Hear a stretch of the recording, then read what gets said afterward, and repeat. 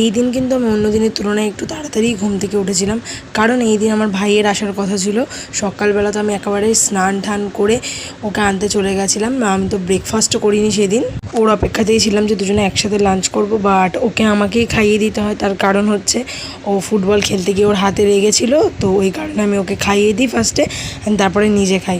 And খাওয়ার পরে আমরা দুজনে বসে অনেকক্ষণ ধরে হাই করছিলাম, করতে করতে কিছু একটা খেতে ইচ্ছা করছিল, তো ইনস্টামার্ট থেকে কয়েকটা জিনিস অর্ডার করি আমি। আর সেদিন এত গরম ছিল, আমরা তো ফার্স্টেই দুজনের জন্য একটা করে আইসক্রিম অর্ডার করি। ও নিজের জন্য যেটা অর্ডার করেছে সেটা আমার আইসক্রিমের থেকেও বেশি দাম, বাট আনার পরে ওর আর পছন্দ হচ্ছিলো না, বাট আমি তো ওকে আমারটা দিইনি, যে তুই তোরটাই খা।